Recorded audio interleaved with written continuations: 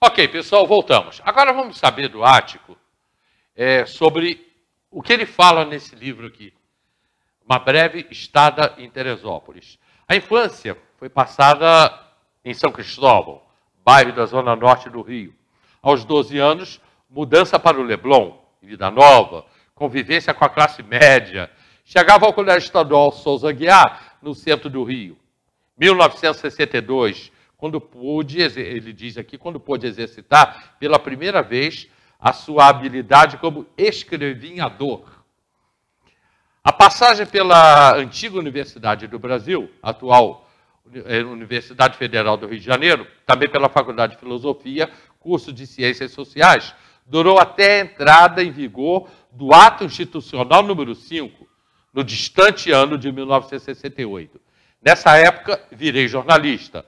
Passei rapidamente pelo Jornal do Brasil, foi para o Globo, e mais tarde, depois de ter trabalhado alguns anos na indústria do livro, voltei ao jornalismo no Fluminense. Retornei ao Jornal do Brasil, depois o Globo como freelancer em Teresópolis. Trabalhei também como produtor na InterTV, então TV a Serra Mar. Você pegou, lógico, né, o Ato Institucional número 5. Que época, né, Ático?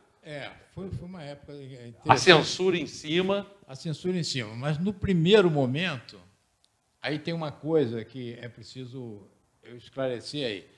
Eu comecei a trabalhar em 66. Eu estava na faculdade nessa época. Era uma loucura. Eu fazia faculdade de manhã, um trabalho à tarde e um à noite. Eu estava na faculdade. E, no ano de 68, eu soube do Ato Institucional número 5 quando eu cheguei na faculdade. A faculdade era na Rua Marquês de Olinda, em Botafogo. Primeiro a faculdade era no centro da cidade e depois foi para Marquês de Olinda, em Botafogo. Quando eu cheguei na faculdade, encontrei um rapaz, que nunca mais vi, que era do curso de História. Ele falou, pô, Ato Institucional número 5. Aí eu, o que houve e tal? A gente ouvia falar que ia apertar. Abaixa um pouquinho o microfone. Que ia apertar, que as coisas iam piorar muito com o Ato Institucional número 5. Né? Isso aí, nas redações de jornal, foi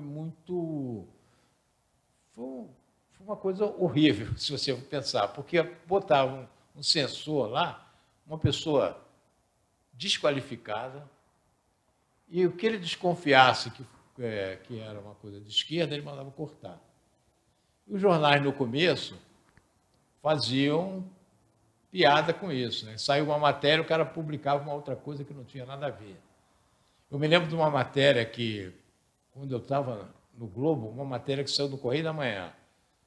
Houve um movimento qualquer, porque você não tinha informação sobre nada que acontecia.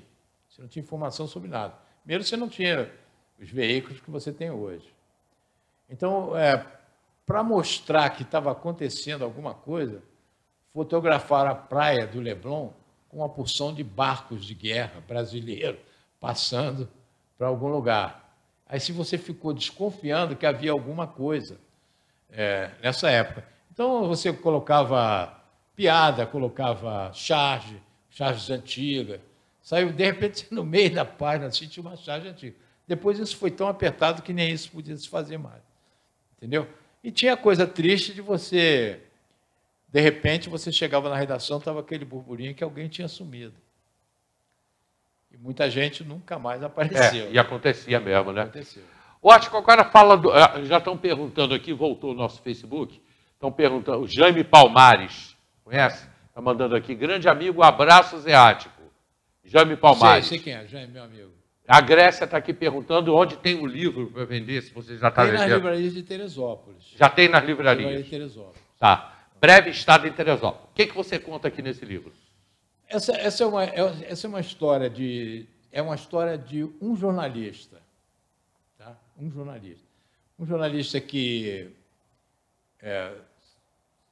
se separa, vive um jornalismo, e o jornalismo na época era um jornalismo que se bebia muito, e ele é uma coisa que acontecia um pouco comigo, sabe, de você brigar contra aquilo que você tem que fazer uma matéria desse jeito e você não quer, você acha que não, isso aqui não é assim. Entendeu? Na história, essa história, ela realmente aconteceu uma coisa semelhante comigo quando eu estava na TV Serra Mar. Eu queria fazer uma matéria sobre a instalação, isso é uma coisa bem recente, sobre a instalação desse pedágio aqui. Eu era produtor, eu mandei 3 repórteres fazer essa matéria. E chegou lá o pessoal da empresa, da CRT, eles conseguiam convencer o repórter a outra coisa, a fazer outra coisa. Olha só, nós temos uma coisa muito boa aqui, que nós temos agora um laçador de cavalos, que os cavalos ficam na estrada, tem um peão que vai lá. Aí a matéria mudava para isso. 3 vezes, na terceira vez, tal. Então, eu me coloco como o repórter o produtor que pretendeu fazer essa matéria sobre o aumento do pedágio e não consegue. E não consegue fazer. Não consegue fazer, realmente isso aconteceu 3 vezes, só quem fez a matéria foi o Marquinhos, que você deve ter conhecido. Muito. O Marquinhos trabalhou comigo, dei a pauta para ele foi lá e fez. Porque o Marquinhos era um tremendo repórter. Acho que ele foi para Minas, né? Não, ele foi para a Rede Globo Televisão. Eu não perdi o contato com ele. Não, ficou na Rede Globo Televisão muito tempo. Eu não sei agora onde ele está, me perdi dele. Você aqui nesse livro, você fala de alcoolismo. Eu falo de alcoolismo porque era uma coisa que... Eu sou uma pessoa que bebo, né? Todo mundo sabe. Mas isso aí é uma ampliação do que era nas redações do meu tempo. Eu acho que o fato do jornalismo ser uma coisa de muita atenção, eu estou falando do jornalismo do passado. Sim, lógico. Não do hoje. Hoje é completamente diferente. Quando você fala do jornalismo, as pessoas bebiam muito. Terminava o expediente, a gente saía. Eu saía com os velhos repórteres, e a gente, antes de ir para casa, à noite, meia-noite, a gente ia lá, uma rodada. Era uma coisa muito comum. Muito comum. Claro que ninguém bebia a ponto de ficar bêbado. A ponto de cair. De cair, ou de ficar mesmo bêbado, porque você tinha que escrever, você tinha que estar no dia seguinte, você está pronto para o jornal. Não podia estar com problemas para escrever, por exemplo. Mas no final do expediente era comum se reunirem. Mas era comum isso, comum isso. Então, a reportagem de polícia, que era um negócio à parte, era toda noite, a gente saía, ia beber um pouco e tal, depois para casa, tarde para meia-noite, 1h da manhã. A gente ia ali pelo centro da cidade, tinha os bares que a gente conhecia, as pessoas que a gente conhecia na noite. A gente fazia. Tinha o pessoal da Rádio Globo também, que de vez em quando a gente juntava com o pessoal da Rádio Globo também. E essa é uma história que mostra uma personagem que é esse tipo de pessoa. Você trabalhou com Gato Preto? Trabalhei muito. Fernando Pinto, Gato Preto. Um amigo querido. Saudoso, meu amigo querido também. Querido. Nessa época, como eu falei para você, que eu substituí o Evaldo, meu amigo também, querido, substituí o Evaldo, fui na época do atentado contra o Noel, estava só substituindo, o Gato Preto é que salvava, porque só tinha um repórter, rapaz. Entendeu? E o Gato Preto é que salvava. Rapaz, ele tinha notícia de tudo quanto é lado. O Gato Preto, ele apanhava a notícia. E aquilo, como eu falei, você leu aí na orelha do livro, a matéria policial vende jornal. O jornal O Menos. Globo, naquela época, vendia muito. O jornal O Globo, o jornal O Dia, mandava o cara vir de moto ao Teresópolis pegar matéria com o Gato Preto. Exatamente. Para poder preencher o jornal O Dia. E era uma coisa tão importante, a polícia, que tem uma história famosa no jornalismo do Rio de Janeiro, foi de um chefe de redação chamado Vinhais, que era um cara conhecido pelas saídas. Ele estava no Dia ou na Notícia, não me lembro do jornal na época, isso foi nos anos 50. Né?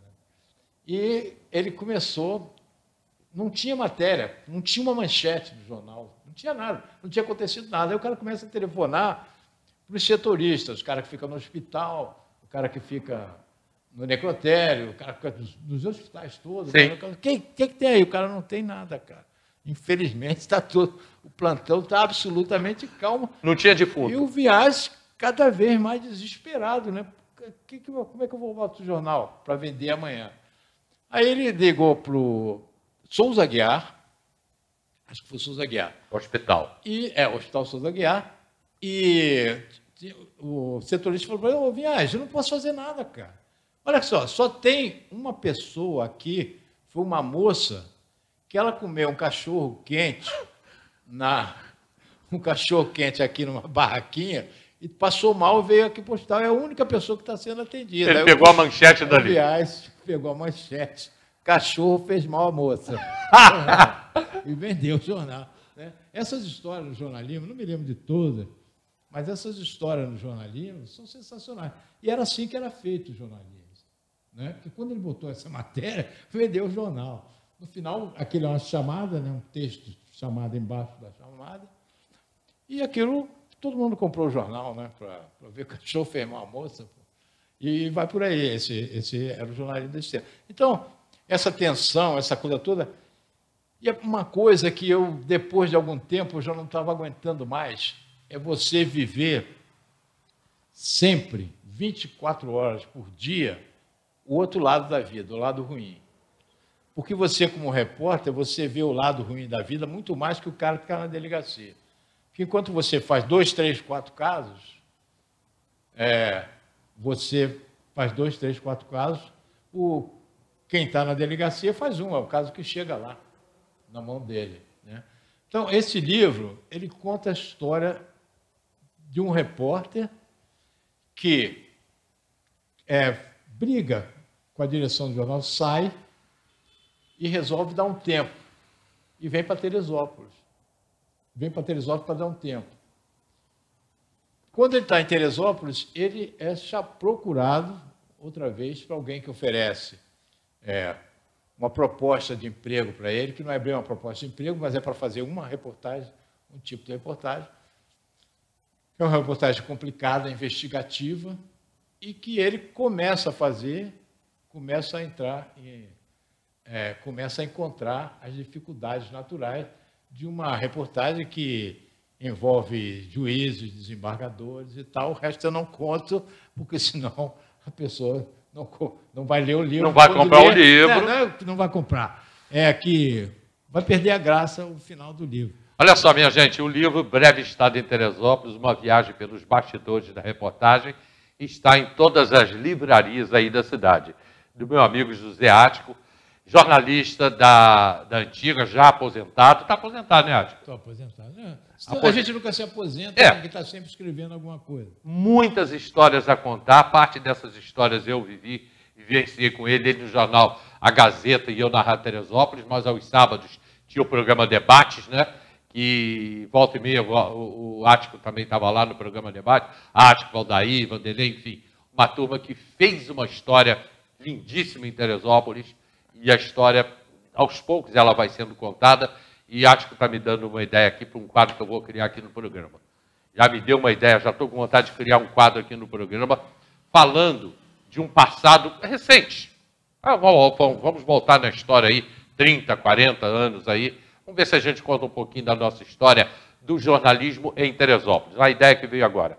Ático, muito obrigado, meu irmão. Nosso tempo acabou. Muito obrigado a você. Esse é meu, né? Esse assim eu vou fazer um autógrafo aí para você. Muito obrigado pela oportunidade. Foi muito bom isso aqui. Isso aqui foi, durante algum tempo, também a minha casa, por pouco tempo. Mas eu sou amigo de todo mundo aqui, do Vanderlei. Até eu queria... hoje eu falei para o Vanderlei que o Vanderlei estudou muito o meu tio-avô, que é o Manuel Lebrão. Manuel Lebrão. Manuel Lebrão é meu tio-avô. Então o Vanderlei sabia mais coisas sobre o Manuel Lebrão do que eu. Sabia mais, porque ele é pesquisador.